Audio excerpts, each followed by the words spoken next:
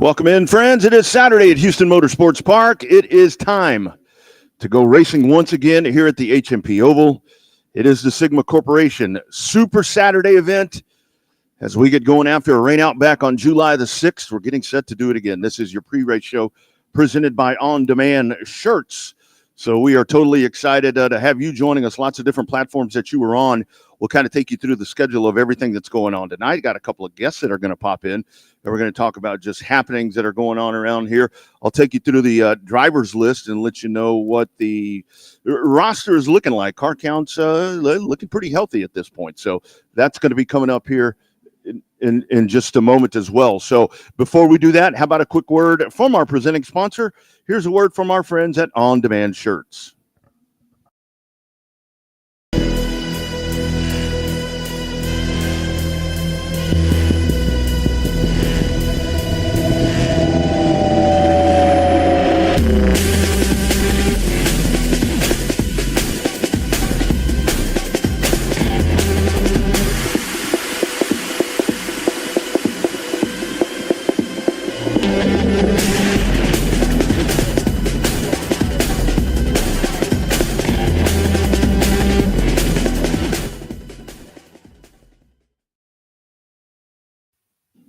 That is On Demand Shirts right there out of San Antonio. Of course, they are the official apparel provider here of the HMP Oval. We'll give you a look at what those T-shirts look like right there. Our friends there at On Demand Shirts. And, of course, you can get those. You can go to the On Demand Shirts online store. And, of course, depending if you might make it out here to the track sometime, we'll have those for you there as well. But as our friends at On Demand Shirts. Very excited here as we dive in.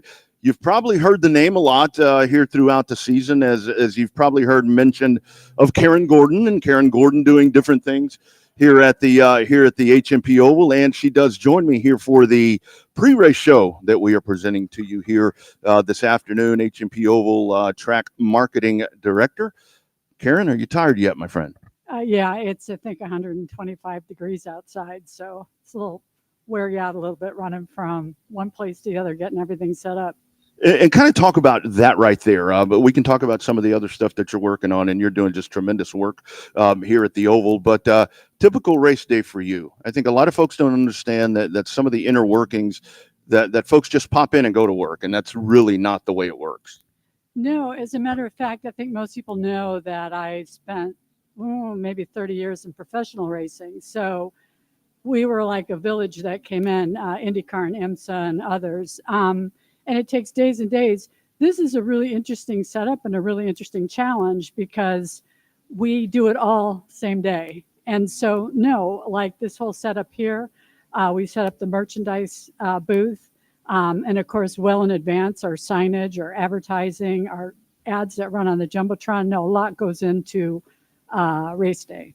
How much of a shift is that for you? Because I've done larger events as well, and if you get to a 4 or 5 day presentation, where you do have time to do different things, but like here you don't have access to the facility, you don't all of that. And I think the key thing you said is it happens all in one day into the next morning. Sometimes, usually with a Saturday night show. Yeah, don't tell anybody, but yeah, it's been past my bedtime a few times for sure. In my previous life, I was always asleep by 10, but I'm usually still working here at 10 o'clock at night. It is a shift, but I would like to say that, don't tell anyone, but if I could be here right now or at a F1 race, I would rather be here. This is like the 1980s in the most positive way, where you see kids playing, there's grassy knolls, and they've got the cardboard boxes that they ride. And it reminds me of the first NASCAR race I went to was in, I think, 1986 to do some work with Richard Petty. And it reminded me a lot of this. It was still really in its infancy. It wasn't really super corporate. So for me, this is retro in like a way that I really like. Yeah, absolutely. Very, very grassroots. So let's talk about what you've been doing here. Obviously, I mean, this in and of itself, this whole setup right here, kind of where our post-race press conferences and so forth go on. You're actively reaching out to sponsors. I mean, whether it be posters, whether it be pamphlets, whether it be flyers. I mean, everything that you're doing. Just kind of talk about some of the work that you've put in, because it's been very noticed, and we're seeing increases in everything already. Yeah, I think that a lot of it goes back to what my philosophy is, which is that it's not a charity. That when people spend money, I like to surprise them by showing them marketing ways that they can brand, that they can drive traffic at the retail location, they can build relationships. And to me, there is so much that could be done here that I just don't know where to start. It's really fun in that regard. So, yeah, everything from producing signage to we have a new website which people should visit, which is really awesome. Yeah, where we've got rules and information for spectators, and that's the other thing too is a reach out for spectators. One of the things I've been doing, and it's kind of funny, but in a way I enjoy it, is I go out in person to small businesses and to chain places, and I put out flyers. We have some here, but anyways, I meet people, and I'm surprised that we could really build more of a fan base because people don't really know it's in their backyard. So for me, it's a blast because it's like Play-Doh. There's like so many things I can do here. I've always thought, and I've told a lot of people that if we were going to be saddled where we only had one asphalt track left in Texas, and this is the one right now, that this is really the market for it to be in. I mean, this is the number 3 largest size city in the United States. I mean, yes, I know weather does what it does and so forth, but I just really think that between Texans and Astros and all of the different things right here, I'm still baffled. I'm sure you've heard this as well, where you go to people and they're like, oh, I had no idea that was there. I had no idea that there was NASCAR style racing. Well, I'll take that up a notch. You won't believe it, but with my long career in motorsports, I've lived here since 1998. I did not know this was here until I got a call earlier this year saying, hey, a friend of a friend, would you be interested in helping us out? And I thought, yeah, but I still was amazed that I didn't know. So I think that we could really, really build. I think it's just an awareness thing. So I've been trying to think of ways. Of course, advertising is very expensive, and trying to find ways that we can get more exposure as we develop more sponsors. And I would like to tell on Rodney right now. So I hope we'll find out if we'll find out if Rodney blushes or not right now. But he keeps getting after me because I have this printed up, and it's like I trade on the sole surviving asphalt track in Texas, and he's always texting me at midnight saying, "We need to come up with something else." But to me, this is so. It was a big hook for me, and I figure if it could hook me, then it could hook other people. Karen, how big is it, in your opinion, having been in the sport for so long in the role that you're in, to see what this event is? It's very timely. I mean, the races start tonight. The features will start at 9. The goal is to be done by 10:30. And you've got like you talked about, you've got kids and you've got parents and you've got all of that. It's just super important these days to be able to give them a smooth, efficient show to where you're not here all night because they want to be entertained and they want to get out the door. Well, it's funny you should ask me that. This thing runs like a freight train.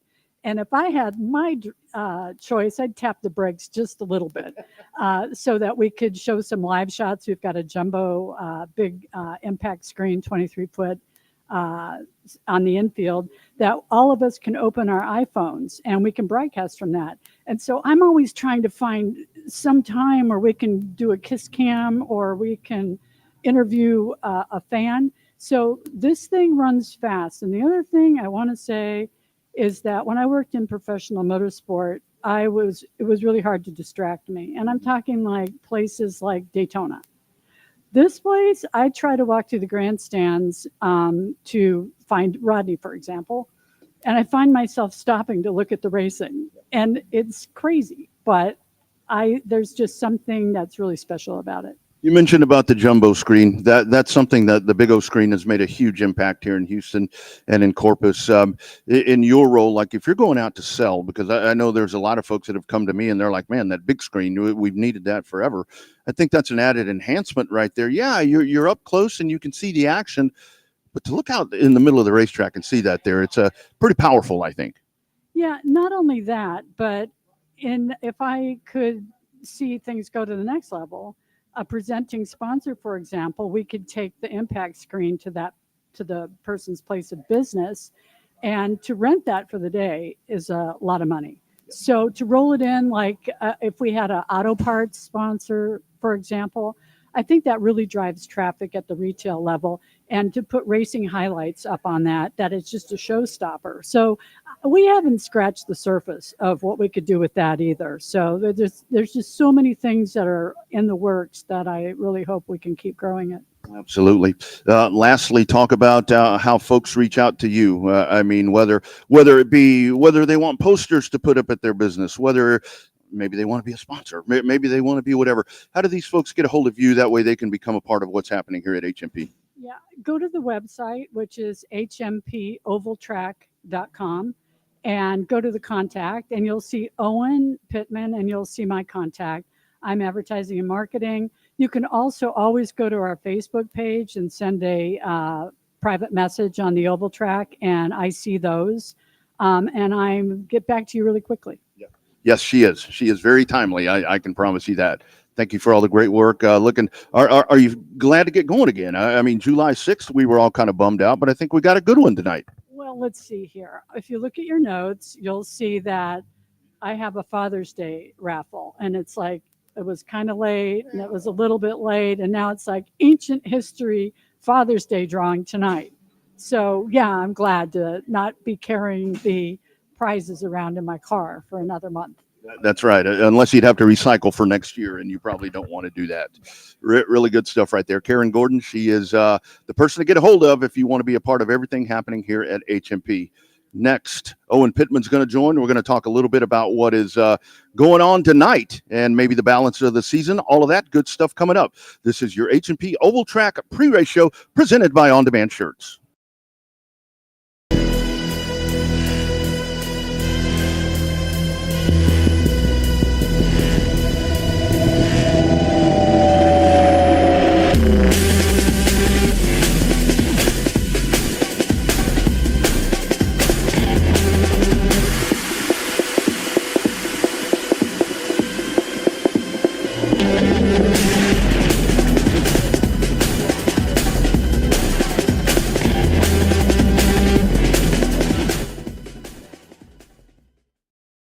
Wednesday night, August 7th, for the Tecton 250 Battle at Berlin.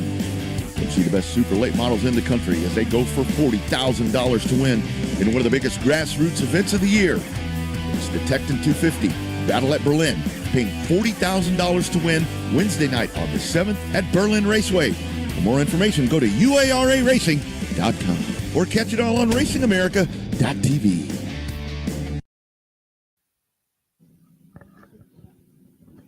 Back live at the HMP Oval. A big thanks to Karen Gordon for checking in, talking about all of her great work that she is doing here at the HMP Oval. And like I mentioned, very, very noticed again, the spot that we have right here, a very cool spot.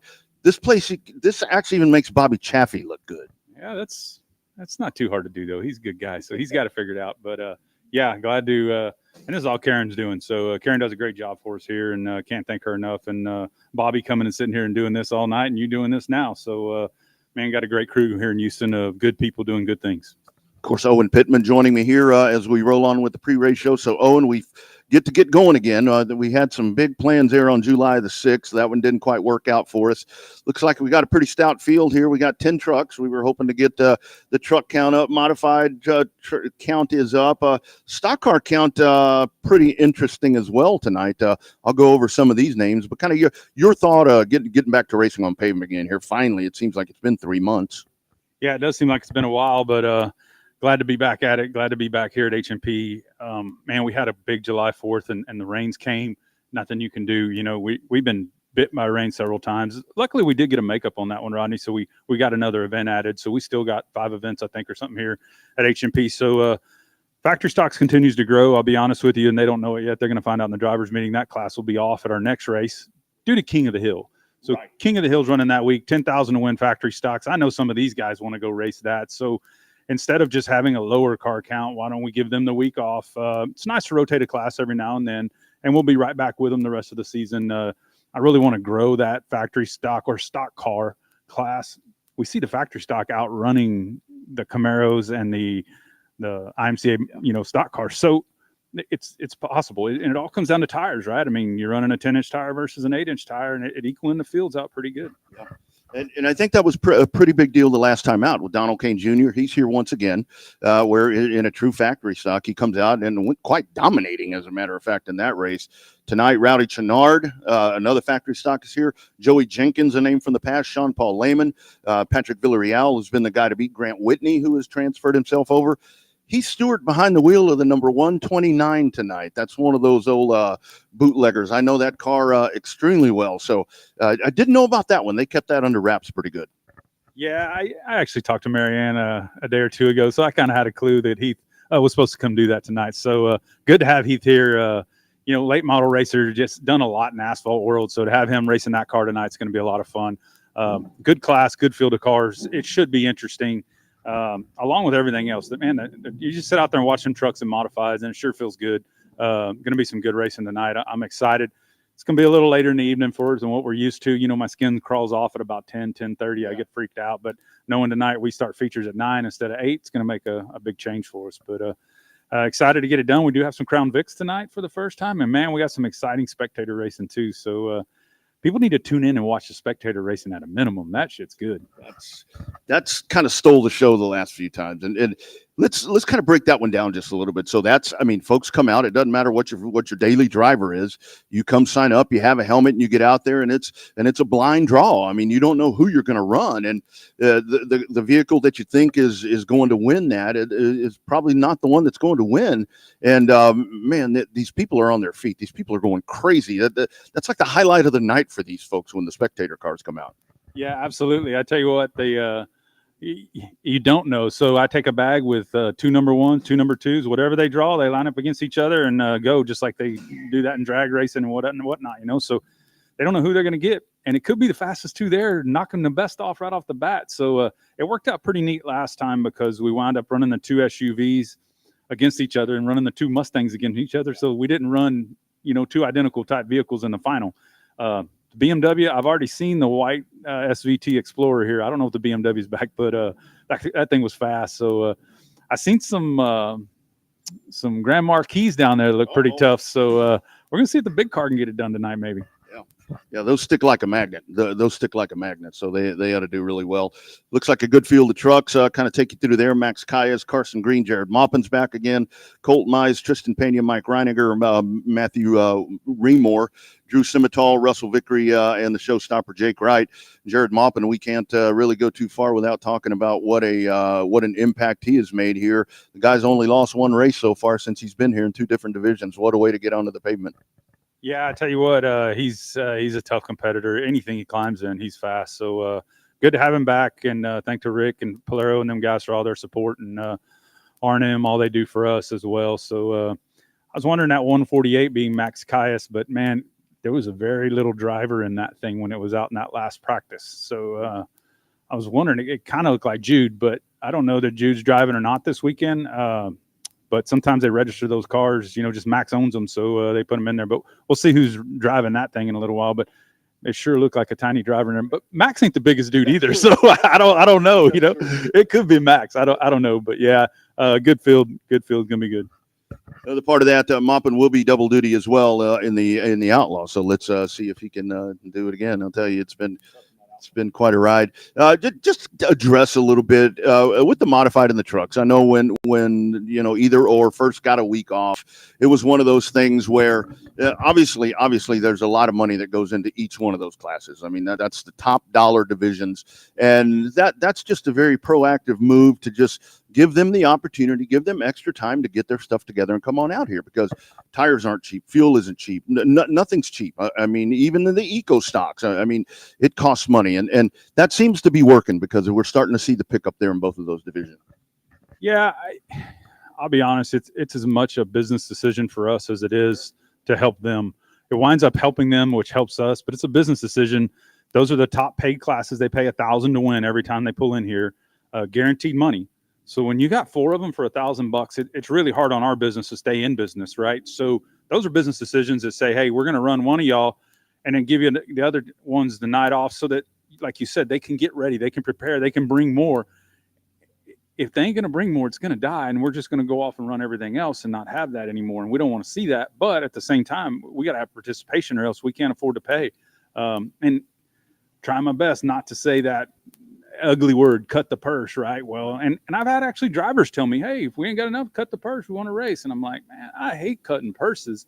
I'd much rather pay you guys. And I know the dirt guys are going, oh, really? Well, I hate cutting their purse too. Yeah. But it's just part of business, same with here. But anyway, yeah, it's making a difference on getting the trucks and the modifieds here. And we're going to continue to do some of that. And hopefully we get through King of the Hill. We'll get some up in that number on them HMP stocks. That's right. I'll tell you what has been somewhat of a pleasant surprise. One of them a pleasant surprise. The other one, not so much. Legacies have just blown up. There's 18 or 19 of them here tonight. Legends, we started out, we had 3 of them for a couple of nights, and now we're averaging 13 of those things, it seems like, per night. So we call them the little cars. I know when we start talking about them because it's not the full size, but those 2 divisions right there, that's a whole show in and of itself.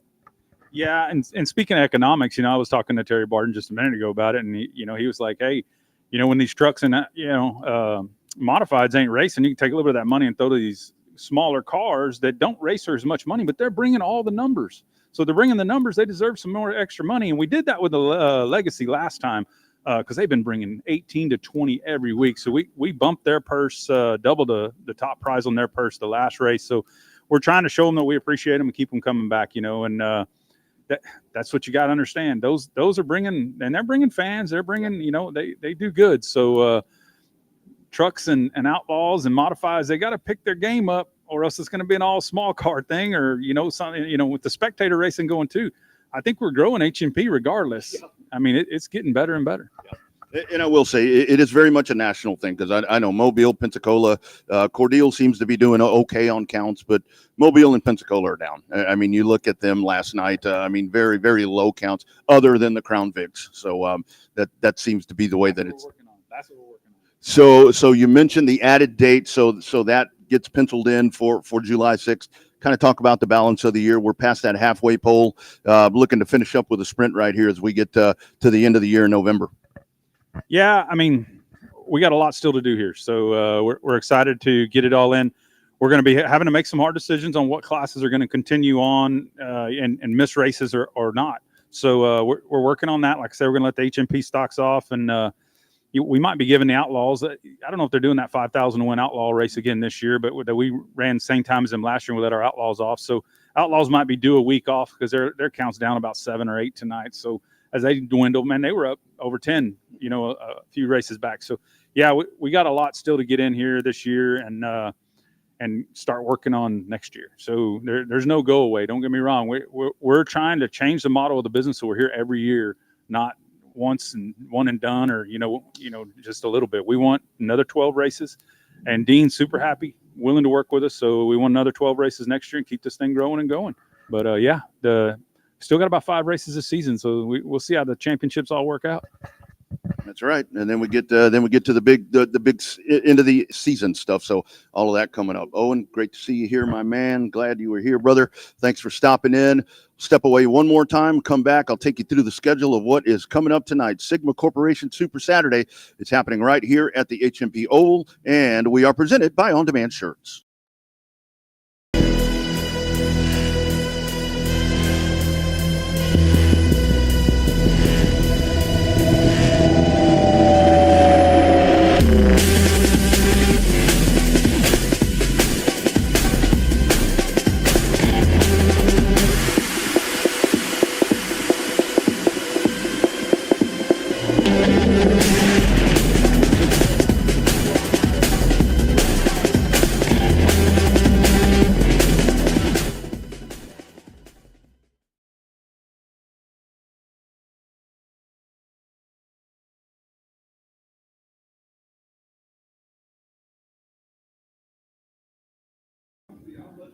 Getting more Crown Vic news right there. I think that's something that's going to be a really, really big deal as it becomes more of a staple right here at HMP. So taking a look at what we have for you here tonight.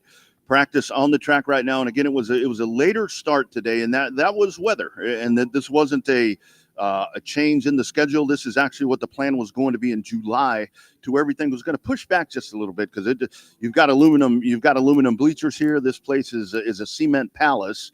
There's asphalt and cement everywhere. It gets extremely hot. We were at 101 when I pulled in here a little bit ago, so I can only think that it's getting hotter as the day goes on. So at 8 o'clock is when we're going to fire off. That's when the heat racing is going to start.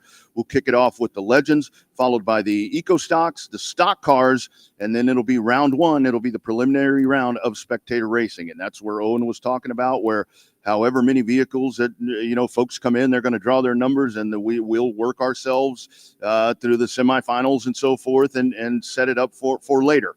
9 o'clock, approximately 9 o'clock is when we're looking to get those feature races started up. It'll be a 20-lap feature race for the Legends, 20-lap race for the Eco Stocks. The HMP stocks will go 20 laps as well. At that point, that's when your spectator racing finale is going to be. That'll be the end of it right there, where we crown the champion. The winner gets a 317 Awards trophy and bragging rights until the next event. And we do want to thank Delilah May, because at the end of the year, whoever is determined to be the spectator race series champion is going to have the opportunity to drive in one of the GRC legacy cars. So that's going to be a really cool opportunity right there. The R&M Install Services Outlaws will race 30 laps. The Crown Vics, as we mentioned, there are Crown Vics here. They'll be racing as well. And then that will be followed up with a 30-lap Pro Truck race, a 20-lap GRC Legacy race, and then the Pro Modifieds will run 30 laps to finish it all out. And that is your schedule for tonight right here at the HMP Oval. Sigma Corporation Super Saturday. If you're not making your way out, there's still plenty of time. Plenty of time to get here. Like we said, heat races at 8, main events coming up at 9. $1 beer, $1 hot dogs, lots of cool things for you to do if you're going to come be on property here and join us. So plenty of time to get yourself out here. Additional information on HMP Oval Track on Facebook or hmpovaltrack.com, the official website that Karen talked about. You can get this detailed schedule is also right there on the website as well. We look forward to seeing you here, hopefully. And again, of course, if you can't make it here, you can catch every lap live at raceon.com. All you have to do is dive on there and you will see the HMP banner right there. If you haven't signed up for raceon.com, be sure and sign up and select the HMP Oval Track as your home track. Thank you all for being a part of our pre-race show. A huge thanks to Karen Gordon, our HMP Oval Track Marketing Director, and HMP Oval Track Promoter, Owen Pittman, for stopping by. I'm live in the Media Center. Come on out and see us here at HMP. And if you're not going to see us there, we'll see you on raceon.com. It's coming up in just a little bit. You guys have a great evening. It's time to, you know what I like to say, friends, we're kicking asphalt, and it's happening in Houston. You guys have a great night. Hope to see you at the racetrack.